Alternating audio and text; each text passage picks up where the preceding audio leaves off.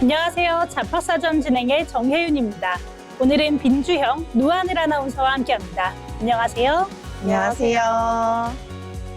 익숙했던 일상이 소란스럽게 느껴지거나 빠르게 바뀌는 환경 때문에 마음이 조급해지는 날이 있습니다. 바쁘게 흘러가는 하루 속에서 내 자리를 제대로 지켜내려면 나에게 꼭 맞는 지식과 정보가 필요한데요. 오늘 잡학사전에서는 일상과 일터에서 바로 활용할 수 있는 알찬 소식들을 준비했습니다. 정신없는 일상 속에서 저희 방송 함께 보시면서 잠시 숨도 한번 고르시고요. 내일을 더 똑똑하고 편안하게 만들어줄 실용적인 지식들을 채워가시면 좋겠습니다. 먼저 주요 뉴스 요약해드리는 잡뉴스 헤드라인 시간입니다. 첫 번째 소식입니다. 성평등가족부가 여성 고용 개선 노력이 미흡한 사업장 37곳의 명단을 공개했습니다. 발표 자료에 따르면 공표 대상 37곳 중 81%인 30곳이 상시근로자 1,000명 미만 사업장이었고 1,000명 이상 사업장은 7곳으로 집계됐습니다. 업종별로는 사업 지원 서비스업이 11곳으로 전체의 약 30%를 차지해 가장 많았으며 육상과 수상 운송 관련업이 5곳으로 뒤를 이었습니다. 해당 사업장들은 동종업계보다 여성 고용 비율이 3년 연속으로 낮고 개선 노력이 미흡한 곳으로 관부 게재와 함께 가족 친화 인증 취소 및 2년간 신청 제한, 조달청 우수 물품 심사 감점 등 행정적 불이익을 받게 됩니다. 정부는 적극적 고용 개선 조치의 실효성을 높이는 한편 기업과 공공기관의 성별 고용 및 임금 현황을 공개하는 고용평등 공시제 도입도 차질 없이 준비할 방침입니다. 다음 뉴스입니다. 1조 원 규모의 지방 소멸 대응 기금이 인구 감소 지역의 고용률을 0.61%포인트 높였지만 청년들에게는 긍정적인 영향을 미치지 못한 것으로 나타났습니다. 한국노동연구원 발표 자료에 따르면 기금 지원 이후 전체 고용률은 소폭 상승했으나 상용직 고용률은 1.22%포인트 감소한 반면 임시, 일용직과 자영업 고용률이 증가했습니다. 연령별로는 65세 이상 고령층의 고용률이 상승한 반면 15세에서 34세 사이 청년층의 고용 유발 효과는 미미한 수준에 머물렀습니다. 인구 측면에서는 외부 인구의 신규 유입보다 기존 거주민의 전출을 12.4%가량 줄이는 이탈 방지 완충 효과가 더 크게 나타났습니다. 연구진은 단기 유입 경쟁을 넘어 정주 여건을 개선하고 양질의 상용직 일자리를 창출할 수 있는 중장기 재정 지원 체계로 전환해야 한다고 지적했습니다. 다음 소식입니다. 김영웅 고용노동부 장관은 정부 서울청사에서 주요 국책 연구기관 전문가들이 참석한 가운데 고용 동향 점검 회의를 개최했습니다. 이번 회의는 올해 상반기 노동시장을 평가하고 하반기 고용 여건을 전망하며 대내외 불확실성에 대응한 고용 안전망 강화 방안을 모색하기 위해 마련됐습니다. 한국노동연구원 등 국책연구원 전문가들은 정부가 추진 중인 한국형 카나리아 대시보드의 구체적인 구동 방안과 실현 가능성을 집중 논의했습니다. 이 시스템은 인공지능 확산이 직무와 연령별 고용에 미치는 영향을 실시간으로 모니터링하고 고용 충격을 감지했을 때 경보를 발령하는 체계입니다. 고용노동부는 회의 논의 내용을 하반기 고용정책 세부 실행 계획에 반영하고 기술 진보 과정에서 청년들이 소외되지 않도록 정책 수단과 전달 체계를 신속히 총동원할 방침입니다. 지금까지 잡뉴스 헤드라인 전해드렸는데요. 이번에는 실제 직업 현장으로 가보도록 하겠습니다. 다양한 직업을 직접 만나보고 그 속에서 일하는 사람들의 이야기를 들어보는 현장 속으로 시간입니다. 오늘은 빈주영 아나운서가 전해드립니다. 네, 몇 년 전부터 반려동물 DNA 검사를 통해 우리 강아지 안에 어떤 견종의 유전자가 담겨 있는지 알아보는 사람들이 늘었습니다. 예상하지 못했던 견종이 확인되기도 하고 보호자에게는 반려동물을 조금 더 알아가는 특별한 경험이 되기도 하는데요. 그런데 요즘은 반려동물 DNA 검사가 견종을 확인하는 데서만 그치지 않습니다. 유전질환의 위험은 물론 비만 가능성과 운동 성향까지 분석하며 건강관리에도 활용되고 있는데요. 이처럼 반려동물의 유전 정보를 분석해 건강관리 방향까지 제시하는 전문가들이 있습니다. 오늘 현장 속으로 해서 만나볼 직업은 동물 유전학과 생명정보학을 바탕으로 반려동물의 DNA를 분석하는 전문가입니다. 반려동물 DNA 분석 전문가는 반려동물의 유전 정보를 분석합니다. 그리고 해석을 통해 건강관리와 질병 예방에 필요한 정보를 제공하는데요. 보호자가 면봉으로 입안에 세포를 채취해 보내면 검사실에서는 DNA를 추출한 뒤 수만 개의 유전 정보를 분석합니다. 겉으로 보기에 명확히 하나의 견종처럼 보이는 강아지일지라도 화면처럼 여러 견종의 DNA가 섞여 있는 경우도 적지 않은데요. 단순히 어떤 견종이 섞였는지 아는 것에서 끝나는 게 아니라 반려견이 어떤 유전적 특징을 가졌는지 살펴보고 주의가 필요한 건강 문제도 미리 파악할 수 있습니다. 견종마다 유전적으로 취약한 질환과 신체적 특징이 있기 때문인데요. 예를 들어 포메라니안은 슬개골 탈구나 기관 허탈이 비교적 자주 나타나는 것으로 알려져 있고 페키니즈는 안과 질환이나 호흡기 질환에 주의가 필요한 것으로 알려져 있습니다. DNA 분석 전문가는 이러한 유전적 특성을 종합적으로 분석해 어떤 질환을 미리 관리해야 하는지 그리고 어떤 생활 습관이 필요한지 보호자와 수의사가 이해하기 쉬운 형태로 제공합니다. 검사 결과가 나오면 본격적으로 반려동물 DNA 분석 전문가의 역할이 시작됩니다. 유전자 데이터에는 수많은 정보가 담겨 있기 때문에 그 의미를 정확하게 해석하는 게 무엇보다 중요한데요. 예를 들어 슬개골 탈구 위험이 높게 나타났다면 체중 관리와 무리한 자세를 줄이는 생활 습관을 권장하고 안과 질환 위험이 확인되면 정기적인 검진을 추천하는 방식입니다. 또 운동 성향과 체질을 분석해 적절한 운동량과 식단 방향을 제시하기도 하는데요. 이처럼 DNA 분석 전문가는 단순히 검사 결과를 전달하는 것이 아니라 유전자 정보를 실제 건강 관리까지 연결하는 역할을 하고 있습니다. 해외에서는 이러한 서비스가 이미 하나의 전문 산업으로 자리 잡았습니다. 미국의 대표적인 반려동물 DNA 분석 기업인 엠바크는 270여 종 이상의 유전 질환과 품종 정보를 분석하는 서비스를 제공하고 있는데요. 유전학 전문가와 수의사들이 함께 검사 결과를 해석하고 보호자에게 맞춤형 건강 관리를 제공하고 있습니다.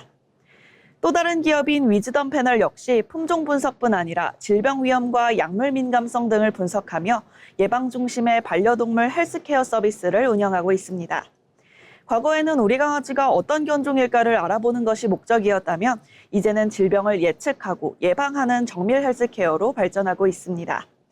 국내에서도 반려동물을 가족처럼 생각하는 문화가 확산되면서 관련 시장이 빠르게 성장하고 있는데요. 바이오 기업과 연구기관을 중심으로 관련 기술 개발도 활발히 이루어지고 있습니다. 반려동물 DNA 분석가가 되기 위해서는 생명과학과 유전학, 분자생물학에 대한 이해가 기본이 됩니다. 뿐만 아니라 유전자 데이터를 분석하는 생물정보학과 데이터 분석 능력, 그리고 수의학에 대한 이해를 함께 갖춘다면 더욱 전문성을 높일 수 있는데요. 현재는 생명과학이나 동물생명공학, 수의학 등을 전공한 뒤 바이오 기업이나 연구기관, 반려동물 DNA 검사기관 등에서 활동하는 경우가 많습니다. 반려동물 헬스케어 시장이 성장하면서 맞춤형 건강관리 서비스도 확대되고 있어 관련 전문 인력의 역할이 더욱 커질 것으로 예상되고 있습니다. 예전에는 반려동물의 건강을 질병이 생긴 뒤 치료하는 데 집중했다면 이제는 유전 정보를 바탕으로 질병을 예측하고 미리 관리하는 시대가 열리고 있습니다. 반려동물을 가족처럼 돌보는 시대, 이제 건강관리도 획일적인 방식이 아닌 개체별 특성을 고려한 맞춤형 관리로 변화하고 있는데요. 유전 정보를 바탕으로 반려동물에게 꼭 맞는 건강관리의 방향을 제시하는 전문가들의 역할은 앞으로 더욱 중요해질 것으로 보입니다. 지금까지 현장 속으로였습니다. 네, 반려동물 DNA 분석 전문가에 대해 알아봤습니다. 이 소중한 반려동물이 더 오래 또 건강하게 곁에 머물 수 있도록 데이터로 미래의 건강을 미리 지켜나가려는 노력이 더욱 유의미한 결실로 이어지기를 기대해 보도록 하겠습니다. 이어서 지금 바로 활용할 수 있는 실질적인 취업 정보를 전해드리는 오늘의 잡정보 시간입니다. 오늘은 노하늘 아나운서가 전해드립니다. 네, 요즘 하반기 채용 시즌이 다가오면서 취업 준비에 속도를 내는 청년들이 많아지고 있는데요. 특히 금융권 취업을 준비하는 분들이라면 채용 정보와 직무 정보를 한자리에서 한꺼번에 확인할 수 있는 채용 박람회를 미리 알아두는 것이 도움됩니다. 오늘은 8월에 열리는 2016 금융권 공동채용 박람회의 참가 방법 그리고 주요 프로그램까지 함께 소개해드리겠습니다. 2016 금융권 공동채용 박람회는 오는 8월 19일부터 20일까지 서울 동대문 디자인 플라자 DDP에서 열립니다. 이번 박람회는 은행과 보험, 증권, 카드사, 저축은행 등 총 82개의 금융기관이 함께 참여하는데요. 금융권 취업에 관심 있는 구직자라면 여러 금융기관의 채용 정보와 직무 특성을 한 번에 비교해 볼 수 있습니다. 또 현장 면접과 모의 면접, 채용 상담과 그리고 현직자 코칭 챗, 금융 컨퍼런스 등 다양한 행사도 마련돼 있어 단순한 정보 확인을 넘어 실질적인 취업에 도움되는 정보를 받아가실 수 있습니다. 박람회 참가를 원한다면 사전 등록을 미리 해두는 것도 방법입니다. 안내에 따르면 신청은 8월 초부터 진행되는데요. 먼저 박람회 홈페이지에 회원 가입 후 로그인하고 홈페이지 상단의 사전 입장 등록 메뉴를 클릭합니다. 이후 신청자 정보를 입력하면 입장용 QR코드가 생성되고 이를 카카오 알림톡이나 문자 메시지로 확인할 수 있습니다. 행사 당일에는 현장 입구 키오스크에서 QR코드를 스캔한 뒤 참가자 팔찌를 수령하고 입장하게 되는데요. 미리 등록해두면 현장에서 더욱 수월하게 행사에 참여할 수 있는 겁니다. 이번 박람회에서는 취업 준비에 도움되는 주요 프로그램도 함께 준비됩니다. 먼저 금융권 직무백서는 금융기관 정보와 직무 관련 내용을 확인할 수 있는 자료로 금융권 안에서도 어떤 분야가 나와 잘 맞는지 살펴보는 데 도움이 됩니다. 또 취업준비 올인원 클래스는 단계별 취업 준비를 위한 프로그램으로 자기소개서나 면접 준비처럼 준비에 필요한 과정을 체계적으로 점검하는 데 활용될 수 있습니다. 이와 함께 원스톱 AI 솔루션은 AI 기반 취업 지원 서비스로 보다 효율적인 취업 준비를 돕는 기능을 제공하고요. 마지막으로 소통 커뮤니티는 취업 정보 공유와 소통을 위한 공간으로 관심 분야의 정보들을 꾸준히 확인하는 데 도움이 될 수 있습니다. 채용 박람회는 단순히 부스를 둘러보는 행사에 그치지 않습니다. 기업이 원하는 인재상과 직무 정보를 확인하고 내가 어떤 준비를 더 해야 할지 점검할 수 있는 기회가 되는데요. 특히 이번 금융권 공동채용 박람회는 채용 상담과 현장 프로그램뿐 아니라 직무백서와 취업 클래스처럼 사전 준비에 활용할 수 있는 프로그램도 다양하게 마련돼 있습니다. 금융권 취업을 준비하고 있다면 관심 기관과 직무를 먼저 살펴보고 하반기 확인해 보시기 바랍니다. 하반기 취업 준비의 방향을 잡고 싶다면 이번 박람회가 좋은 출발점이 될 수 있습니다. 지금까지 잡정보였습니다. 네, 하반기 채용을 앞두고 마음만 앞서거나 또 어디서부터 시작해야 할지 막막하게 느끼셨던 분들 많으실 텐데요. 오늘 전해드린 박람회 일정과 사전 활용법들이 막연했던 금융권 취업 준비의 방향을 잡는 실질적인 길잡이가 되셨기를 바랍니다. 세상에는 우리가 아직 잘 알지 못하는 다양한 직업들이 존재하는데요. 새롭게 떠오르는 직업과 앞으로 주목해야 할 미래 직종을 살펴보는 시간, 직업의 세계 이혜린 아나운서가 전해드립니다. 생소한 직업과 미래 유망 직종을 소개하는 시간, 직업의 세계입니다. 사람처럼 나무도 병에 걸린다는 사실 다들 알고 계셨나요? 잎이 마르고 줄기에 상처가 생기거나 뿌리가 약해진 나무도 정확한 진단과 치료가 필요합니다. 이때 나무의 상태를 살피고 원인을 찾아 치료 방법을 처방하는 사람이 바로 나무의사입니다. 말하지 못하는 나무를 진단하는 전문가, 오늘은 나무의사에 대해 알아보겠습니다.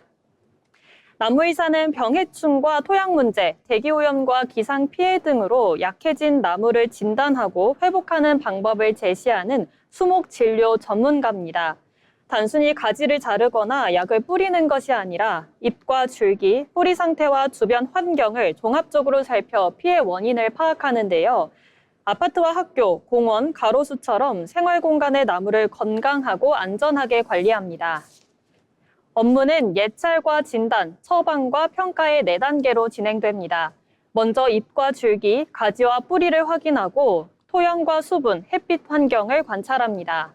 이후 병해충 때문인지 가뭄과 한파 또는 공사로 인한 손상인지 원인을 분석합니다.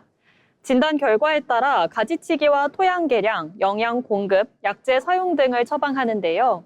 나무의사가 진단과 처방을 담당한다면 수목치료 기술자는 처방에 따라 실제 예방과 치료 작업을 진행합니다. 치료 뒤에는 회복 상태를 살피고 재발 방지 방법도 제안합니다. 최근 나무의사가 주목받는 이유는 기후 변화와 도시 안전 문제가 맞물리고 있기 때문입니다. 폭염과 가뭄, 한파 같은 이상기상이 잦아지고 새로운 병해충까지 확산하면서 나무가 약해지는 원인도 다양해지고 있는데요. 특히 공원과 학교, 아파트 단지에 병든 나무를 방치하면 가지가 떨어지거나 나무가 쓰러져 시민의 안전을 위협할 수 있습니다. 정확한 진단 없이 약제를 사용하면 나무와 주변 환경에 오히려 해를 줄 수 있어 전문가의 처방이 필요합니다. 우리나라는 2018년 나무의사 국가 자격 제도를 도입했습니다. 나무의사가 되려면 관련 학력이나 자격, 실무 경력 등 응시 요건을 갖춰야 합니다. 이후 산림청 지정 양성기관에서 150시간 이상 교육을 받아야 하고요. 1차 선택형 필기시험과 2차 서술형 필기, 실기시험에 합격해야 하는데요. 교육과정에서는 수목 생리와 토양, 병리, 해충, 농약과 관련 법규를 배우게 됩니다. 자격 취득 후에는 나무병원과 조경산림 관련 업체, 수목관리기관에서 일하거나 요건을 갖춰 나무병원을 운영할 수 있습니다. 수입은 근무기관과 경력, 사업 규모에 따라 달라집니다.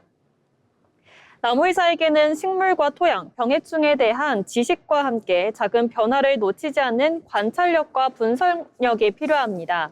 현장에서 문제의 원인을 찾아야 하는 만큼 책임감과 안전의식도 중요합니다. 말하지 못하는 나무의 상태를 읽고 정확한 진단으로 도시의 녹색 환경과 시민의 안전을 지키는 일, 사람과 나무가 함께 건강하게 살아가도록 돕는 사람들, 오늘은 나무의사에 대해 알아봤습니다. 지금까지 직업의 세계였습니다. 네, 이런 기후 변화 속에서 사람과 나무가 더 오랫동안 건강하게 어우러질 수 있도록 수목 진료 전문가들의 정성 어린 처방이 더욱더 많은 곳에 닿기를 기대해 보도록 하겠습니다. 이어서 우리 일터의 상황과 변화에 대해 이야기 나누는 잡토크 시간입니다. 아이를 낳고 키우는 일은 사회 전체가 함께 짊어져야 할 소중한 가치입니다. 하지만 현실에서는 육아휴직을 떠나는 마음도 또 남아서 그 공백을 채워야 하는 동료들의 마음도 편하지만은 않습니다. 이러한 현장의 부담을 덜기 위해 정부가 육아휴직자의 업무를 나누어 맡은 동료들에게 수당을 지급하는 업무 분담 지원금 제도를 확대하고 있는데요. 주영 아나운서, 그동안 현장에서 남겨진 동료들이 느꼈던 솔직한 고충이 혹시 어땠나요? 네, 동료의 육아휴직을 진심으로 응원하면서도 막상 그 일을 내가 나눠받아야 했을 때 솔직히 막막한 마음이 드는 게 사실입니다. 대체 인력이 없으면 내 업무량은 배로 늘어나고 야근이 길어지다 보면 마음의 여유 역시 없어지게 되는데요. 미안해하며 떠나는 동료에게 섭섭한 마음을 내색할 수도 없어서 속으로 감내하는 직장인들이 많았습니다. 호의로 견디기엔 남겨진 이들의 피로감이 큰 게 현실입니다. 네, 맞습니다. 이 축하하는 마음 뒤에 또 실질적인 노고를 헤아려주는 장치가 부족했던 것으로 보이는데요. 하늘 아나운서, 이번 정부의 이 정책 마련이 이러한 현장의 균열을 메꿔주는 실효성 있는 대안이 될 수 있을까요? 네, 육아휴직자의 업무를 분담한 직원에게 회사가 수당을 주면 정부가 지원금을 보전해주는 방식입니다. 동료의 희생을 당연하게 여기지 않고 금전적인 보상으로 가치를 인정해준다는 점에서 의미가 큰데요. 다만 현장에서는 금전적 보상도 좋지만 업무량이 과도하게 늘어나는 문제 자체를 해결하기 위해서 대체 인력 채용 지원과 병행되어야 한다는 목소리도 지금 높습니다.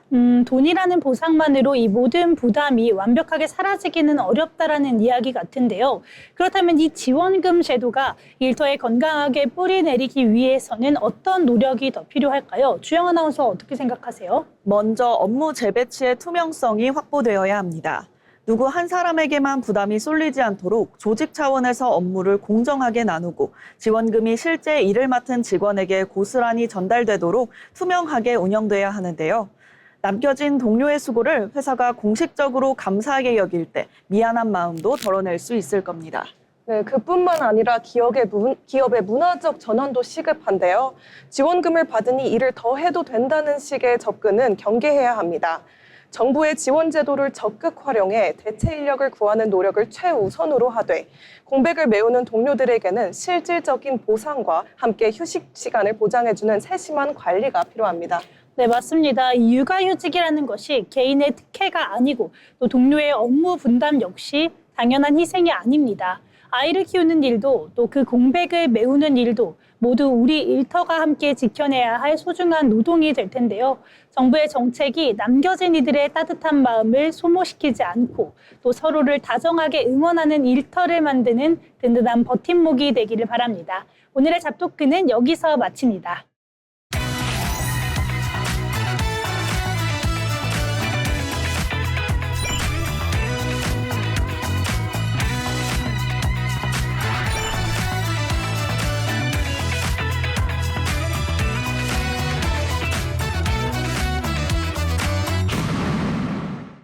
이렇게 빠르게 사회가 변화하고 있지만 그 와중에도 묵묵하게 자신의 길을 걸어가는 사람들이 있습니다. 평범하지만 특별한 사람들의 인생 이야기, 자빈 스토리를 박재민 아나운서가 전해드립니다. 다양한 사람들의 삶과 직업을 통해 이야기를 전해드리는 시간, 자빈 스토리입니다. 여러분은 좋은 감독이랑 어떤 사람이라고 생각하시나요? 흥행을 잘 만드는 사람일까요? 아니면 화려한 연출을 만드는 사람일까요? 그런데 한국 영화를 넘어 세계 영화인들이 가장 함께 작업하고 싶어하는 감독이 있습니다. 그는 남들과 다른 시선으로 이야기를 만들었고 자신만의 스타일로 세계를 사로잡았는데요. 오늘 소개할 인물은 한국 영화의 위상을 세계에 알린 감독, 바로 박찬욱입니다. 박찬욱 감독은 1963년 서울에서 태어났습니다. 대학교에서 철학을 전공한 그는 영화평론 활동을 시작으로 영화계에 첫 발을 내디뎠는데요. 데뷔 초에는 흥행에 실패하며 긴 무명 시절을 보내기도 했습니다. 하지만 포기하지 않았고 2003년 영화 올드보이로 칸 국제영화제 심사위원 대상을 받으며 세계적인 감독으로 이름을 알렸습니다. 이후 박쥐, 아가씨, 헤어질 결심까지 칸 영화제에서 꾸준히 수상하며 한국을 대표하는 거장으로 자리 잡았는데요. 하지만 박찬욱 감독을 특별하게 만든 것은 화려한 수상 경력만이 아니었습니다. 그는 늘 남들과 같은 영화보다 자신만의 영화를 만들었습니다. 복수와 인간의 욕망, 죄책감과 사랑처럼 쉽지 않은 주제를 섬세한 연출과 강렬한 영상미로 표현하며 박찬욱만의 독창적인 영화 세계를 완성했습니다. 그 결과 한국 영화도 세계 시장에서 충분히 경쟁할 수 있다는 가능성을 보여주었는데요. 박찬욱 감독은 배우들에게도 정답을 알려주기보다 함께 고민하는 감독으로 유명합니다. 촬영 전 배우들과 오랜 시간 대화를 나누며 캐릭터를 함께 만들고 작은 장면 하나도 끝까지 고민하며 완성도를 높였습니다. 그는 이런 말을 남겼는데요. 좋은 영화는 좋은 질문에서 시작된다. 끊임없이 질문하고 평범한 장면도 새로운 시선으로 바라보는 것이 그만의 연출 방식이었습니다. 박찬욱 감독은 영화를 잘 만드는 감독을 넘어 한국 영화의 가능성을 세계에 증명한 사람인데요. 실패를 두려워하지 않았고 자신만의 색깔을 끝까지 지켜냈기에 오늘의 박찬욱 감독이 있을 수 있었습니다. 우리는 흔히 성공은 남들과 비슷해지는 것이라고 생각합니다. 하지만 박찬욱 감독은 다르다는 것이 경쟁력이 될 수 있다는 것을 보여주었는데요.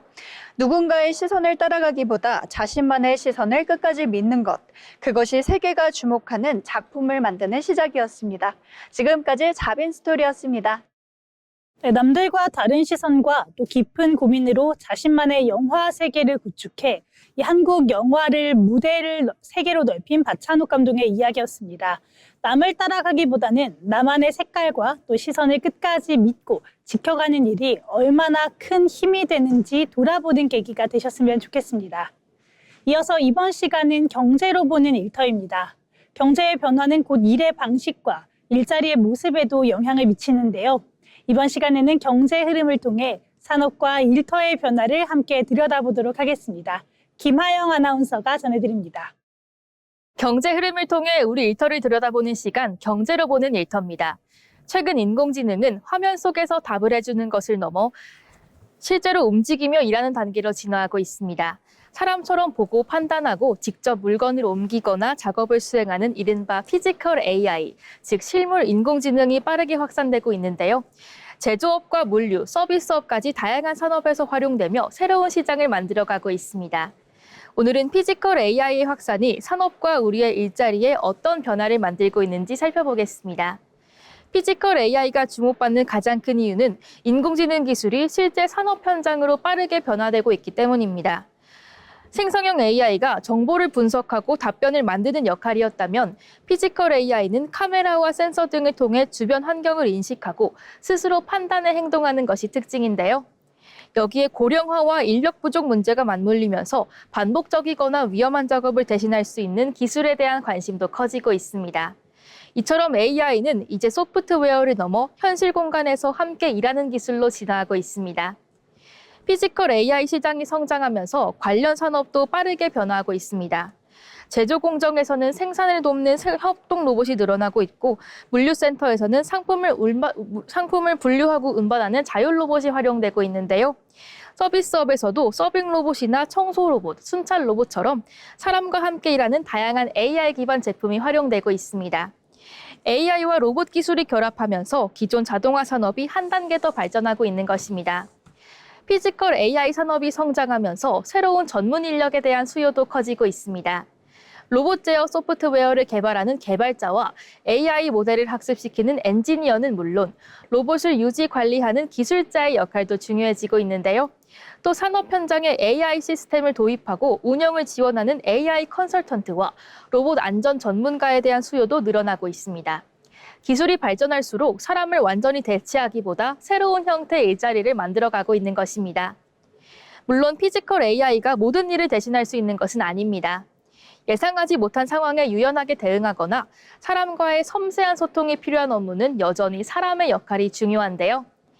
또 AI와 로봇이 확산될수록 안전기준 마련과 책임 범위, 개인정보 보호 같은 새로운 과제도 함께 논의되고 있습니다. 결국 피지컬 AI는 사람을 대신하기보다 사람과 함께 일하는 방향으로 발전해 나갈 것입니다. 인공지능은 이제 화면 속 프로그램을 넘어 현실에서 함께 일하는 기술로 빠르게 진화하고 있습니다. 피지컬 AI의 확산은 산업 현장의 생산 방식을 바꾸는 것은 물론 로봇과 AI를 활용한 새로운 서비스로 확장되고 있는 건데요. 앞으로 사람과 AI가 함께 일하는 시대가 우리의 일터를 어떻게 변화시킬지 한번 주목해 보시는 것도 좋겠습니다. 지금까지 경제를 보는 일터였습니다. 네, 화면 속에서 머물던 인공지능이 현장에서 사람과 함께 손발을 맞추며 일하는 시대가 되었는데요. 사람을 대체하기보다 협력하면서 새로운 길을 열어가는 피지컬 AI의 흐름 속에서 변화하는 우리 일터의 미래를 미리 가늠해 보셔도 좋을 것 같습니다. 경제로 보는 일터였습니다. 이번 시간은 통계와 데이터를 통해 우리 노동시장의 변화와 현실을 짚어보는 데이터로 본 일터 잡 이슈 시간입니다. 주영 아나운서, 오늘은 어떤 데이터에 대해 이야기해 볼까요? 네, 오늘은 30대 여성 고용 변화를 살펴보려고 하는데요. 우리나라 여성 고용은 오랫동안 M자형 고용 곡선이라는 특징을 보여왔습니다. 결혼과 출산, 육아가 집중되는 30대에 고용률이 크게 떨어졌다가 이후 다시 높아지는 모습을 보여왔는데요. 그런데 최근에는 이런 흐름에 변화가 나타나고 있습니다. 정부의 일 가정 양립 정책과 기업의 근무 환경 개선, 여기에 결혼과 출산 시기가 늦어지고 비혼 여성이 늘어나면서 30대 여성의 경제활동 참여가 늘어나고 있는 건데요. 오늘은 그 변화의 배경을 한번 살펴보려 합니다. 예전에는 이 출산과 육아 때문에 직장을 그만두는 경우가 많았는데 실제로 경력 단절이 줄어들고 있는 걸까요? 네, 그렇습니다. 한국고용정보원에 따르면 2026년 1분기 30대 여성 취업자는 지난해보다 6만 7천 명 증가했습니다. 또 30에서 34세 여성 고용률은 2000년 49.9%에서 지난해 69.7%까지 늘었고 35세에서 39세는 54%에서 58.6%로 상승했습니다. 특히 한국고용정보원 분석에서는 30대 미혼 여성의 고용률은 80.2%에서 82.6%로 소폭 상승한 반면 기혼 여성은 50.1%에서 66.3%까지 크게 높아졌습니다. 즉 결혼을 늦게 하는 영향뿐 아니라 결혼한 이후에도 일을 계속하는 여성이 늘어났다는 점이 이번 변화의 특징입니다. 네, 그럼 30대 여성 고용률이 늘어난 데에는 기업들의 근무 문화 변화도 영향을 준 것 같네요. 맞습니다. 다만 이러한 변화를 제도 개선만의 성과로 보기는 다소 어렵습니다. 전문가들은 인구 구조 변화와 근무 환경 개선이 함께 영향을 미친 것으로 분석하고 있는데요. 재택근무와 시차 출퇴근제 같은 유연근무가 확산됐고 육아휴직과 육아기 근로시간 단축 제도도 확대됐습니다. 지난해 일가정 양립제도 이용자는 처음으로 34만 명을 넘어섰고 남성 육아휴직 이용자도 전년보다 60% 이상 증가했습니다. 또 여성 취업이 전문, 과학, 기술 서비스업과 보건, 복지 서비스업 등으로 확대되면서 고용 구조도 조금씩 변화하고 있습니다. 그렇지만 이 여성의 고용률이 높아졌다라고 해서 경력 단절의 문제가 모두 해결되는 건 아닐 것 같은데요. 네, 맞습니다. 여성 취업은 늘었지만 비교적 임금이 낮은 업종에 여성 고용이 집중되는 영향이 있고 관리직으로 갈수록 여성 비중은 여전히 낮은 모습을 보였습니다. 또 돌봄 부담 역시 여전히 여성에게 집중되는 경우가 많아 승진이나 장기적인 경력 개발에 어려움을 겪는 사례도 적지 않았습니다. 전문가들은 앞으로 취업자 수를 늘리는 것보다 출산과 육아 이후에도 경력을 이어갈 수 있는 환경을 만드는 것이 중요하다고 보고 있습니다.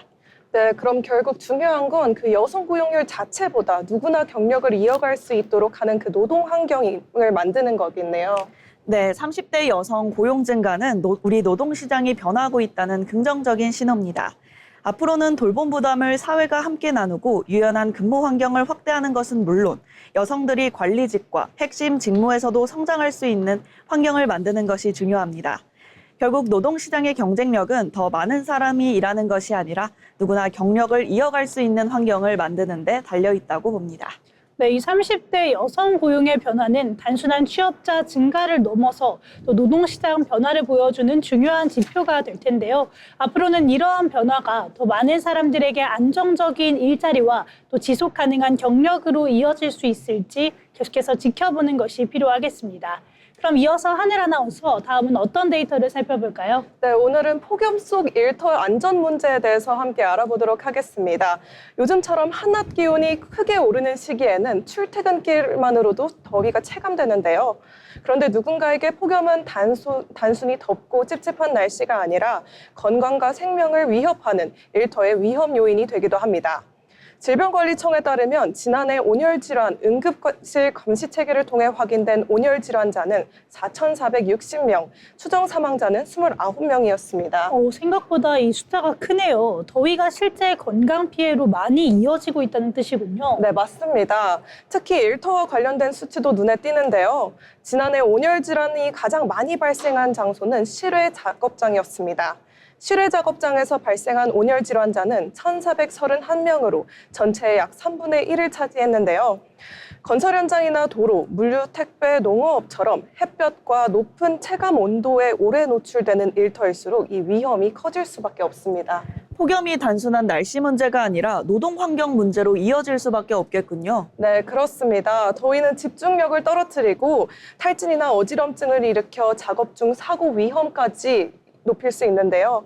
특히 온열 질환은 처음에는 두통이나 피로감처럼 가볍게 시작될 수 있지만 심한 경우 열사병처럼 응급 상황으로 이어질 수 있습니다. 그래서 여름철 일터에서는 조금만 더 버티자가 아니라 작업 방식 자체를 조금은 조정해야 할 필요가 있습니다. 개인이 그늘로 가고 또 물만 마시는 것이 이게 해결 방법이 아니라 현장에서 시스템적으로 관리를 해줘야 되는 문제인 거군요. 네, 맞습니다. 고용노동부는 폭염 작업 때 체감 온도가 33도 이상이면 2시간마다 20분 이상의 휴식을 부여하도록 하는 보건 조치를 법제화했습니다. 또 체감 온도가 38도 이상일 때는 긴급조치 작업을 제외하고 5개 작업 중지가 지켜지도록 현장 점검을 강화하겠다고 밝혔는데요. 같은 33도라도 습도와 햇볕, 바람과 작업복처럼 작업 강도에 따라 노동자가 느끼는 위험은 훨씬 더 커질 수도 있습니다. 폭염 대응의 기본이 물, 그늘, 휴식이라던데 이 조건이 가장 중요하겠네요. 네, 그렇습니다. 폭염 속 일터의 안전의 핵심은 충분히 물을 마시고 시원한 곳에서 쉬고 가장 더운 시간대에는 무리한 작업을 줄이는 겁니다. 특히 새로 일을 시작한 사람이나 고령 노동자, 기저질환이 있는 노동자는 더 세심한 관리가 필요한데요.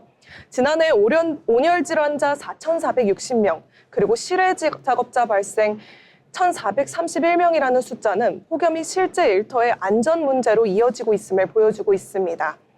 더위 속에서 누군가는 건설 현장과 물류센터, 거리와 공장에서 우리 사회를 움직이고 있습니다. 그 일터가 안전해야 일하는 사람의 하루도 안전합니다. 네, 이렇게 일터에서 발생하는 온열 질환자들이 점점 늘어나고 있는데요. 폭염을 버티는 것이 아니라 폭염에 대비하는 일터가 필요한 시점이 되겠습니다. 지금까지 데이터로 모은 일터였습니다.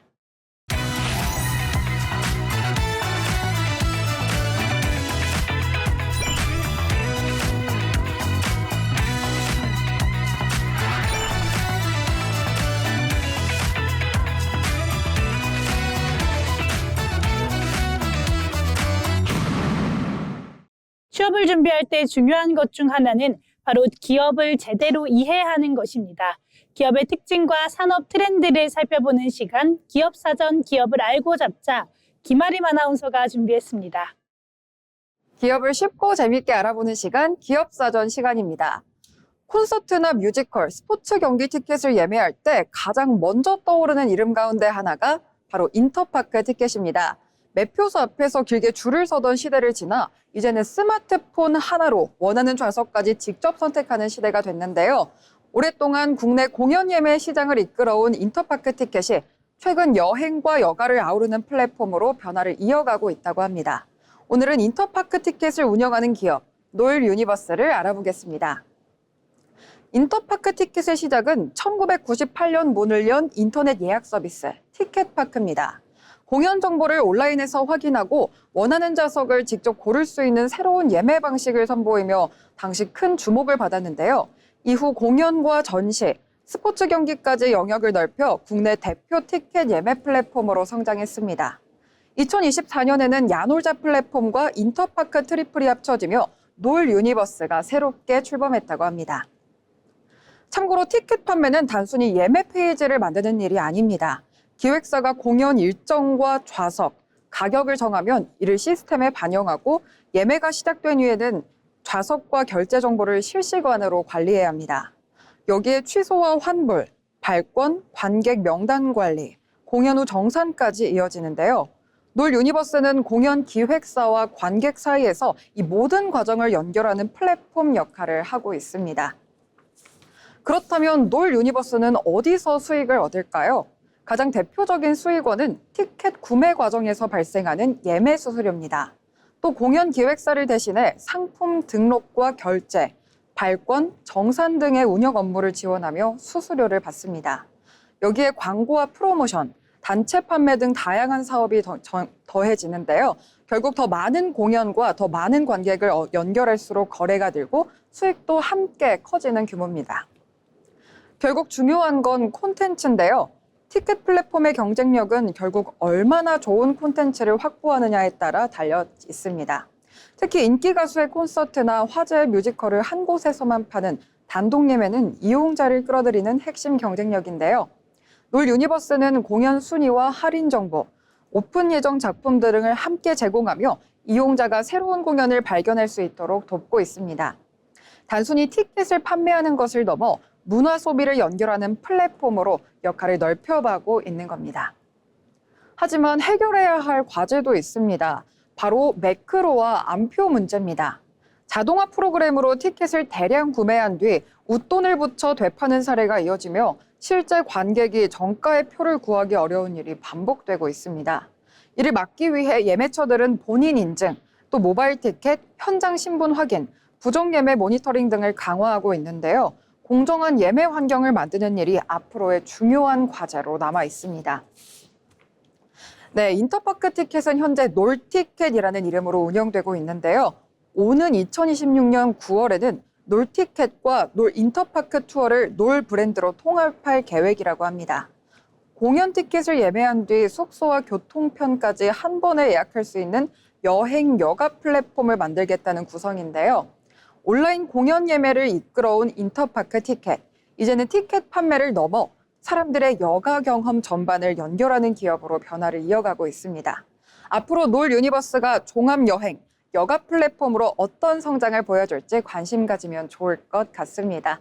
그럼 지금까지 인터파크 티켓과 함께한 기업사전이었습니다. 네, 국내 최초로 온라인 예매 시대를 열었던 인터파크 티켓이 이제는 공연을 넘어서 여행과 여가 전체를 아우르는 종합 플랫폼으로 변화하고 있습니다. 투명하고 공정한 예매 환경 속에서 사람들의 일상에 더 즐겁고 또 편리한 여가 경험을 연결해주는 플랫폼으로 성장해 가기를 기대해 봅니다.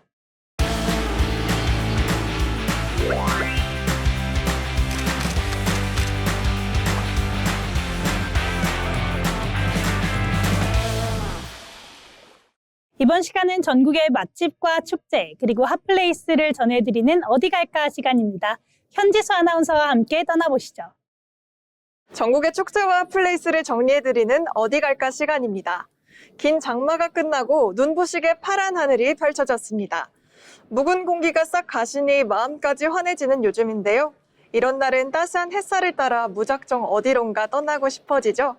아름다운 한강을 품고 깊은 풍류와 역사를 간직한 곳, 오늘 저희가 찾아갈 곳은 경기도 남양주입니다. 혹시 남양주 이름의 뜻을 알고 계신가요? 본래 버드나무가 많은 고을이라는 옛지명 양주의 남쪽이라는 데서 유래했는데요. 이름처럼 예부터 남한강과 북한강이 만나는 빼어난 강변 풍경으로 유명한 곳입니다. 이렇게 물길이 아름다운 곳에 왔다면 시원한 강바람 맞으면서 드라이브 해주는 게 제맛이겠죠?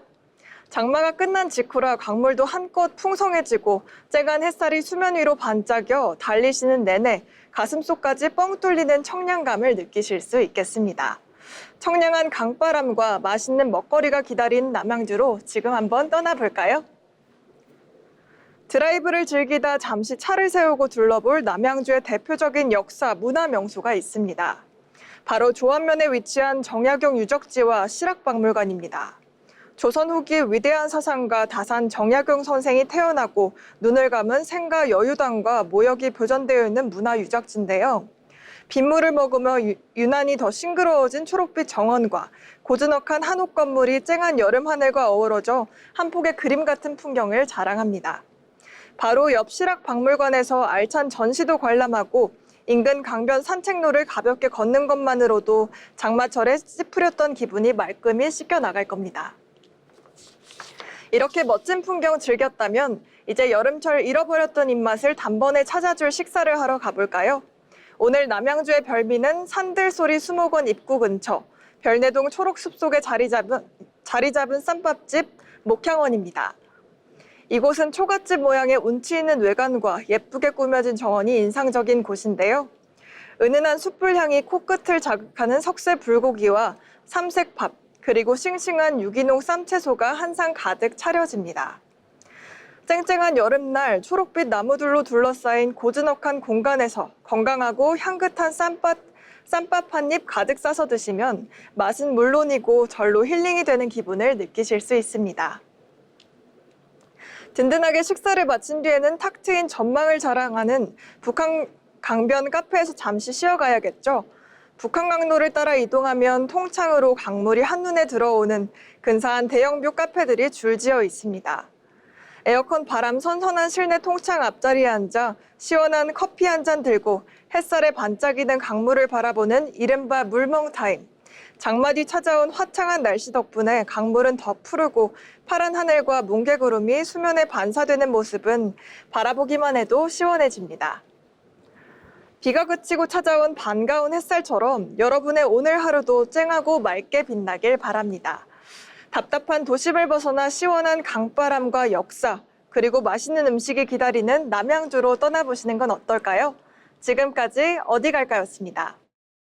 네, 덥고 우울했던 기분을 가볍게 털어내고 또 맛있는 음식과 푸른 강물을 바라보며 온전하게 쉬어가는 주말을 계획해 보셔도 좋겠습니다. 지금까지 어디 갈까였습니다. 이어서 알아두면 도움이 되는 생활 정보를 전해드리는 알쓸정 시간입니다. 허찬미 아나운서가 전해드립니다. 알아두면 쓸데있는 정보 알쓸정 시간입니다.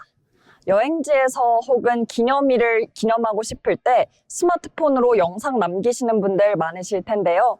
그런데 막상 집에 돌아와서 찍은 결과물을 보면 화면이 덜덜 떨리거나 왠지 모르게 촌스러워 보여서 실망한 적 있으실 겁니다.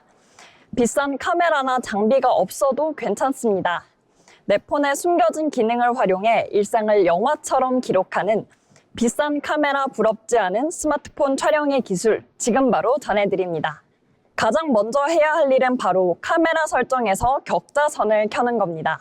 초보자들이 흔히 하는 실수 중 하나가 수평과 수직을 맞추지 않는 건데요. 화면이 미세하게 기울어져 있으면 영상을 보는 내내 불안정하고 어설픈 느낌이 듭니다. 화면에 3분할 격자선을 띄워두고 배경의 지평선이나 건물의 기둥을 이 선에 맞춰서 찍는 연습만 하셔도 영상의 안정감이 몰라보게 달라질 겁니다. 두 번째는 아주 기본적이지만 90%가 놓치는 비법, 바로 렌즈 닫기입니다. 스마트폰을 항상 손에 쥐고 있기 때문에 렌즈에 지문이나 유분기가 묻기 쉽습니다. 이 상태로 촬영을 하면 화면이 뿌옇게 번지거나 조명이 퍼져 보이게 되죠. 촬영 버튼을 누르기 전 옷소매나 안경 닦기로 렌즈를 한번 쓱 닦아주는 것. 단 1초의 습관이 영상의 선명도를 좌우하는 중요한 핵심입니다. 세 번째는 내 폰을 수동 카메라처럼 만들어주는 초점과 노출 고정 기능입니다.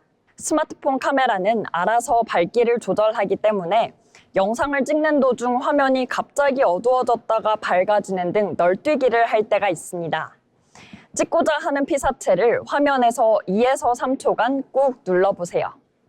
AE, AF 잠금이라는 문구가 뜨면 카메라가 이리저리 움직여도 초점과 밝기가 흔들림 없이 일정하게 유지돼서 훨씬 고급스러운 결과물을 얻을 수 있습니다. 네 번째는 흔들림을 잡는 인간 짐벌, 팔꿈치 밀착 기술입니다. 걸어가면서 영상을 찍을 때 팔을 쭉 뻗고 찍으면 화면이 지진난 것처럼 흔들리게 되는데요. 비싼 흔들림 방지 장비인 짐벌이 없다면 내 몸을 활용하면 됩니다. 스마트폰을 쥔 양손의 팔꿈치를 옆구리에 단단히 붙이고 발 뒤꿈치부터 사뿐사뿐 걷는 이른바 닌자 걸음을 이용해 보세요. 숨을 살짝 참고 천천히 움직이면 마치 드론이나 장비를 쓴 것처럼 부드러운 움직임이 완성됩니다. 마지막으로 편집의 퀄리티를 높여주는 다양한 화각 섞어 찍기입니다. 처음부터 끝까지 같은 거리에서 똑같은 크기로만 영상을 찍으면 금방 지루해집니다. 전체 풍경을 보여주는 넓은 샷, 인물이나 대상의 상반신을 보여주는 중간 샷, 그리고 표정이나 작은 소품을 꽉 차게 보여주는 클로즈업 샷을 골고루 찍어주세요. 나중에 이 세 가지 샷을 이어 붙이기만 해도 마치 방송국의 다큐멘터리나 브이로그처럼 입체적이고 몰입감 넘치는 영상이 탄생할 겁니다. 오늘은 일상을 더 아름답게 기록하는 스마트폰 촬영 꿀팁에 대해 알아봤는데요. 좋은 영상은 얼마나 비싸고 최신형인 카메라를 가졌느냐가 아니라 세상을 바라보는 나의 시선이 얼마나 담겨 있느냐에 따라 달려 있다고 합니다. 기억하고 싶은 소중한 순간이 찾아왔을 때 오늘 알려드린 간단한 기술들에 여러분만의 다정한 시선을 더해보시는 건 어떨까요?